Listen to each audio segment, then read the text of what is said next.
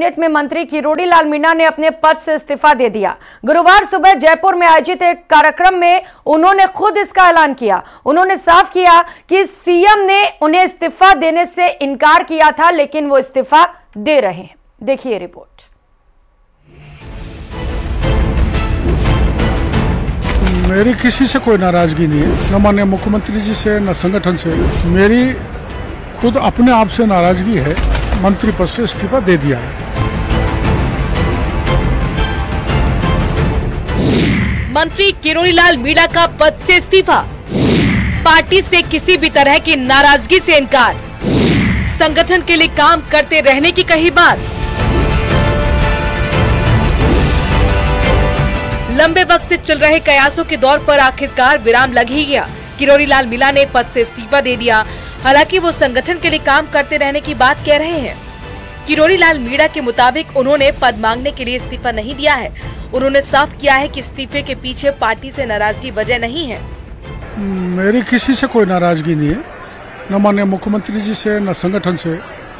मेरी खुद अपने आप से नाराजगी है कि जो देश के प्रधानमंत्री हमारे संगठन चाहते थे, विशेषकर पूर्वी राजस्थान की सीटों को जिताने का, उसमें से हम 3 महत्वपूर्ण चुनाव को हार गए, जिनकी मुझे जिम्मेदारी दी थी।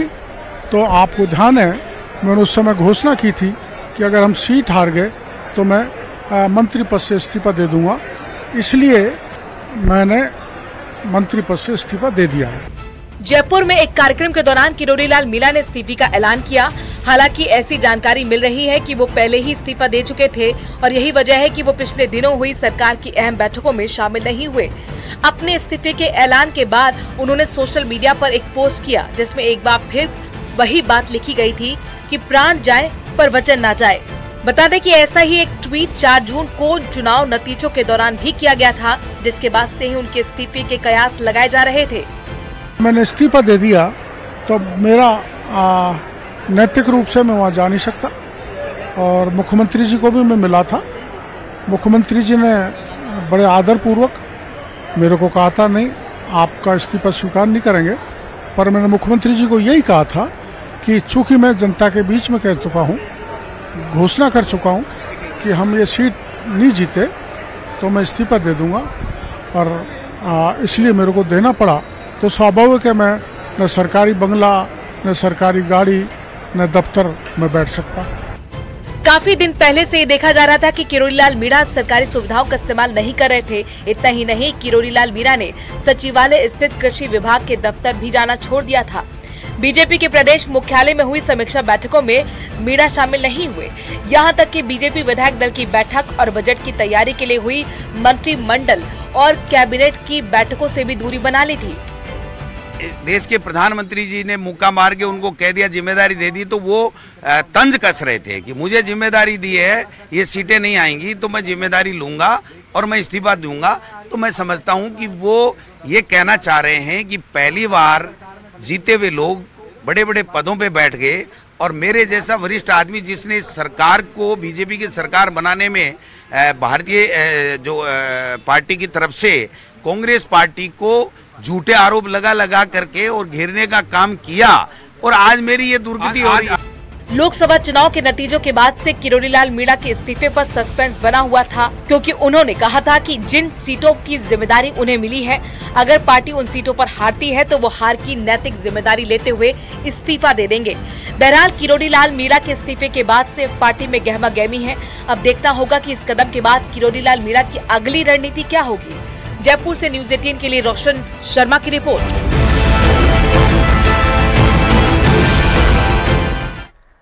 तो किरोड़ी लाल मीणा के इस्तीफे को लेकर लोग अलग अलग तरीके के बयानबाजी कर रहे हैं और इसी पर मंत्री झाबर सिंह खर्रा ने भी बयान देते हुए कहा कि किरोड़ी लाल मीणा भावुक और संघर्षशील नेता हैं। पार्टी को उनकी जरूरत है, हम उनसे मिलकर इस्तीफा वापस लेने का आग्रह करेंगे। सुनिए क्या कहा। माननीय किरोड़ी लाल जी मीणा बहुत संघर्षशील नेता है, बहुत भावुक नेता है। बीच में मेरी कई बार उनसे मुलाकात भी हुई, चर्चा भी हुई थी और हमें अंदेशा नहीं था कि इस तरह अचानक वो घोषणा कर देंगे।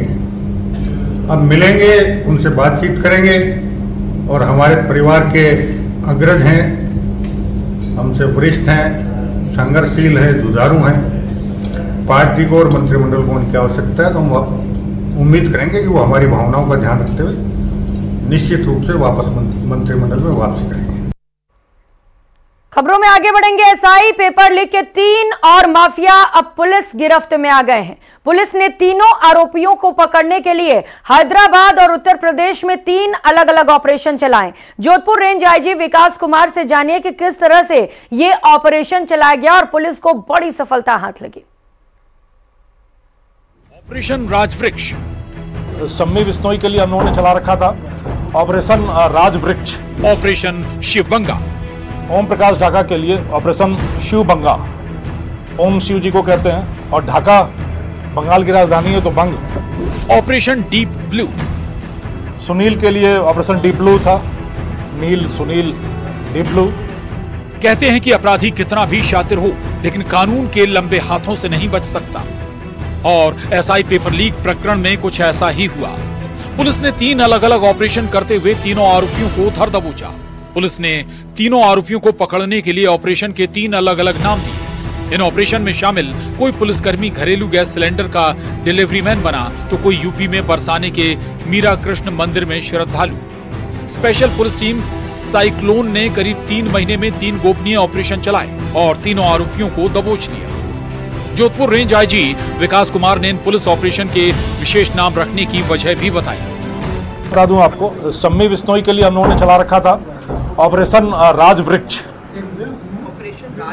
राजवृक्ष सम्मी का मतलब खेजड़ी होता है, खेजड़ी राजस्थान का राजवृक्ष है, तो इस तरीके से उस पर ऑपरेशन राजवृक्ष चलाया गया था।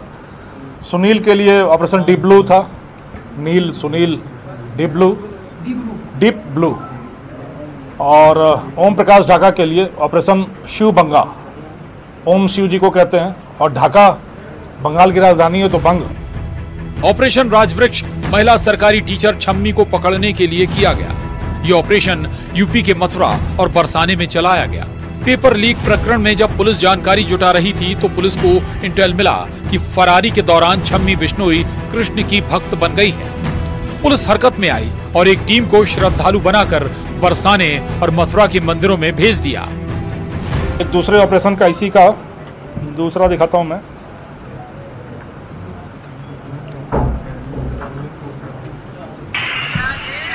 ये राधे राधे करते हुए माला वाला पहने हुए ये पुलिस के लोग हैं जो वृंदावन की गलियों में राधे राधे करते घूम रहे हैं, मंदिर और गलियों में। मंदिर में श्रद्धालु बनकर पुलिस हर किसी पर नजर रख रही थी।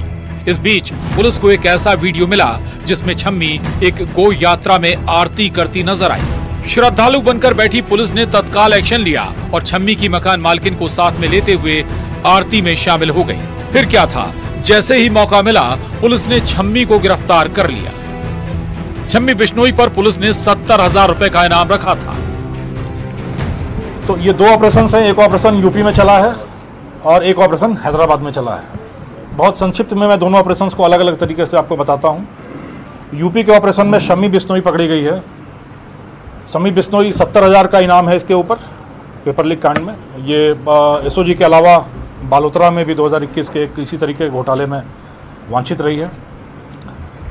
शम्मी बिश्नोई की जब पारिवारिक पृष्ठभूमि पर हम लोगों ने काम किया और उसकी वर्तमान गतिविधियों पे काम किया तो ये समझ में आया, ये जानने में आया हम लोगों के कि वो आजकल मीरा और राधा की भक्त हो रही है। अब बारी थी बाकी के 2 अपराधियों की, ओम प्रकाश ढाका और सुनील। दोनों के लिए पुलिस ने हैदराबाद में ऑपरेशन चलाए। ओम प्रकाश ढाका के लिए ऑपरेशन शिवबंगा चलाया गया और सुनील को पकड़ने के लिए ऑपरेशन डीप ब्लू नाम दिया गया। ओम प्रकाश ढाका पर 75,000 रुपए का इनाम रखा हुआ था, वहीं सुनील 25,000 रुपए का इनामी था। आरोपियों की गिरफ्त के लिए पुलिस लगातार एक्शन मोड में थी और फोन ट्रेस कर रही थी। एक दिन सुबह लगभग 3 बजे 17 डिजिट के नंबर से कॉल आई। ये नंबर हिंदुस्तान पेट्रोलियम का नंबर था। 20 मिनट बाद ही पुलिस ने नंबर की आईडी निकाल ली। इसी नंबर के आधार पर पुलिस ने गैस एजेंसी और पेट्रोलियम से संपर्क किया। इसके बाद आईडी और एड्रेस के आधार पर पुलिस अगले दिन हैदराबाद पहुंच गई, जहां ओम प्रकाश और सुनील छिपे हुए थे। 17 डिजिट का आपको ऊपर में एक नंबर दिख रहा होगा। ये सुबह 2:58 पे हमारे पास आया है। ये हिंदुस्तान पेट्रोलियम का आईडी नंबर है 17 डिजिट का, और ये 3:19 पे उस आईडी का एड्रेस आया है कि वो आईडी किसके पास है, अभी एग्जैक्ट एड्रेस। हैदराबाद में चले पुलिस के ऑपरेशन का ये एक छोटा सा वीडियो भी देखिए। पुलिस किसका मकान है? मकान मालिक मेरा है। पुलिस अंदर कौन सो रहे हैं? पुलिस क्या नाम है? आरोपी ओम प्रकाश ढाका। पुलिस सुनील कहां है? आरोपी पता नहीं। हैदराबाद में स्पेशल टीम के पुलिसकर्मी घरेलू गैस सिलेंडर पहुंचाने के लिए डिलीवरी मैन बनकर गए। पुलिस को राजस्थान के रहने वाले कुछ लोगों पर शक था, इसलिए पुलिस हैदराबाद पुलिस के संपर्क में भी आ गई और तकनीक की मदद लेने लगी। लेकिन ये दोनों इतने शातिर थे कि किसी भी टेक्निकल डिवाइस का प्रयोग नहीं कर रहे थे। ऐसे में पुलिस ने घरेलू गैस सिलेंडर की खपत के आधार पर 19 लोगों को चिन्हित किया और इस दौरान पता चला कि फैब्रिकेशन का काम करने वाले कारीगर के घर पर सिलेंडर की खपत ज्यादा हो रही है। इस बीच सिलेंडर की डिलीवरी आईडी पुलिस के हाथ लगी और पुलिस का ऑपरेशन सफल हो गया। पुलिस ने दोनों आरोपियों को दबोच लिया। दूसरे ऑपरेशन की बात बताएं जो हैदराबाद में हुआ, जिसमें ओम प्रकाश और सुनील पकड़े गए। तो ये काफी दिनों से गायब थे। शुरू में इन्होंने जगह बदली और बाद में फिर इन्होंने अपना ठिकाना हैदराबाद को बनाया। गैंग के कुछ सदस्य या इनके कुछ सहानुभूति रखने वाले देश के बाहर हैं, विदेश में। उनको तकनीकी रूप से जब हम लोगों ने मॉनिटर किया तो हैदराबाद एक संदिग्ध डेस्टिनेशन के रूप में हमारे सामने आया। और राजस्थान में पेपर लीक कर हजारों लाखों अभ्यर्थियों के भविष्य के साथ खिलवाड़ करने वाले इन शातिर माफिया तक भी आखिरकार पुलिस पहुंच ही गई और उन्हें यूपी हैदराबाद से पकड़कर जयपुर ले आई। अब ये आरोपी रिमांड के दौरान कई अहम राज उगलेंगे और फिर सलाखों के पीछे कैद होंगे। जयपुर से न्यूज़ 18 के लिए विष्णु शर्मा की रिपोर्ट।